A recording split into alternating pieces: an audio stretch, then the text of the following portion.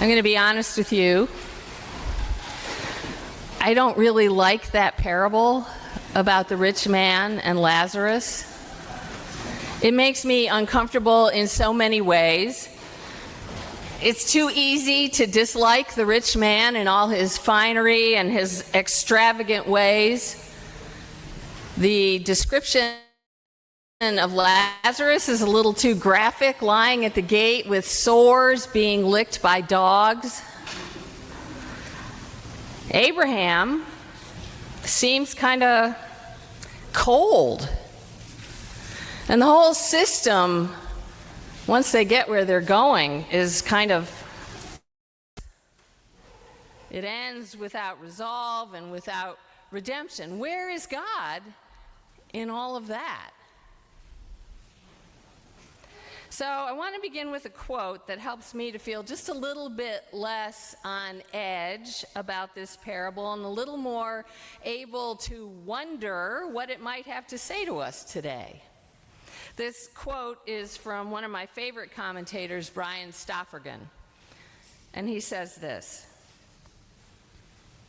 "The rich man is not condemned for being rich, but for his indifference an uncaring attitude toward Lazarus right outside his door.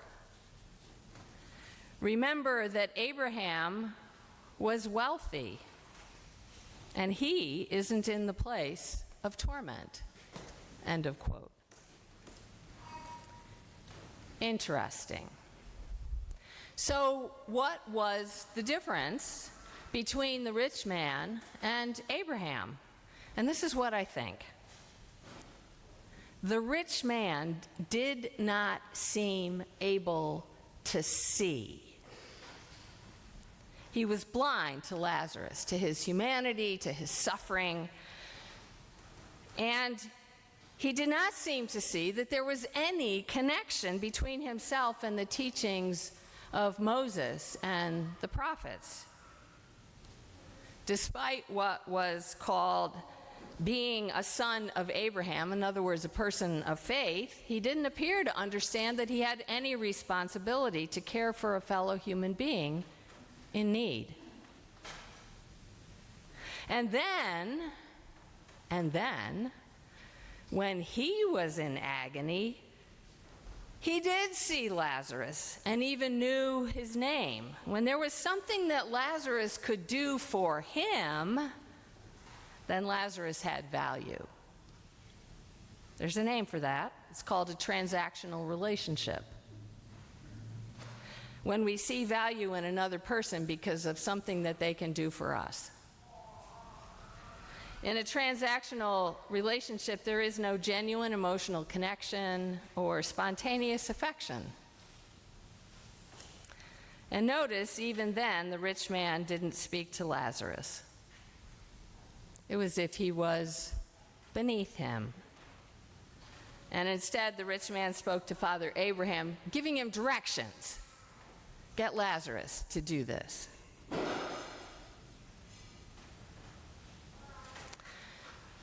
All this kind of makes me wonder if the great chasm that was described, that was immovable, was in fact created by the condition of the rich man's heart. He is the one who could have made it disappear. So I have a question. What happens when you and I are like the rich man and we don't see? Well, I have a little story about that. Earlier this week, Kip and I were on our way home from visiting friends who live in New Jersey, south of the Delaware Water Gap. We were on the interstate. I was driving. Kip was reading aloud, as we do in the car on a long trip, and I was completely engrossed in the story. And suddenly, Kip said in a loud voice, "Becky, the cars in front of you have stopped." I was going 70 miles an hour. I'm not going to tell you what I said. But I will tell you that the brakes on our car work really well. And I left a little patch of rubber on the road. I had my eyes open. I was looking. I just wasn't seeing. Far too often, we are like the rich man, and for whatever reason cannot or do not see the humanity or the suffering of the people in front of us. Maybe it's because of what they look like, or how they dress, or where they come from, or what they're doing, or how they're different from us, or even assumptions that we make about them. And like me on the interstate going 70 miles an hour, when we don't see, we can do great harm. So here's another question. What happens when we do see? And I have another story. Last June, Kip and I attended a week-long retreat in North Carolina. The keynote speaker was the Reverend Dr. Rob Sturdy, and I'm going to refer to him as Rob. Rob taught on the parable of the prodigal son 3 times a day for 4 days. It was fabulous. And where he began was by describing the kind of people who were so often drawn to Jesus. Rob called them small ones.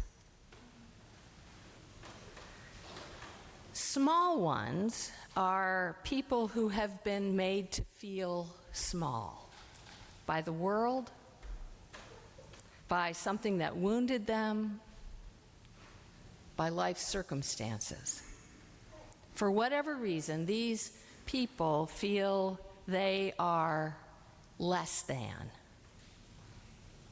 Perhaps you remember some of these people. Blind Bartimaeus was a small one who spent his days begging by the side of the road. The woman caught in adultery was a small one, rejected by her community. Zacchaeus, the tax collector, was a small one, literally, but also in other ways. And the prodigal son became so diminished in his own eyes because of what he had done and what had happened to him that he didn't even think he could go home again. He wasn't worthy except to be a servant in his father's house.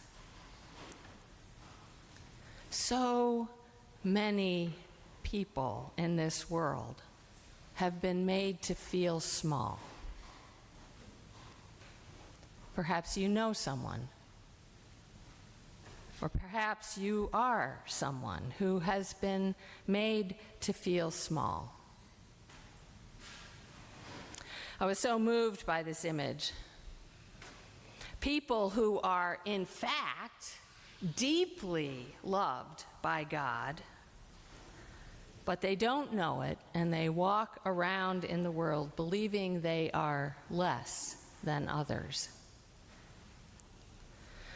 Kip and I left the conference, and on the trip home, we're delayed in LaGuardia Airport, a little slice of heaven. We were there for hours. Here we were, stranded in this unbelievable sea of humanity moving past us, just thick crowds of people. And rather than being annoyed, I found myself incredibly drawn to people's faces. I couldn't stop looking at them, first at one and then at the next as they streamed past us, wondering all the time, are you one of the small ones? Are you among those who believe you are less than, less valuable, less lovable? And I felt this inexplicable love and compassion for people I didn't even know. That's what happens when our hearts are open and we can see. So I want to circle back to a question that I asked at the beginning. What was the difference between the rich man and Abraham? They were both wealthy. That wasn't the difference between them. What made them different was their relationship to wealth. And here I want to turn to the epistle reading that I hope you could hear. It was a lot of words. It's from Paul's first letter to Timothy, and I'm going to quote just this little passage. Paul said this: "The love of money is a root of all kinds of evil. And in their eagerness to be rich, some have wandered away from the faith and pierced themselves with many pains."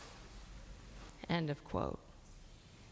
Now notice, Paul doesn't say money is the root of all evil, which is often the way that passage is quoted. Paul says the love of money is the root of all kinds of evil.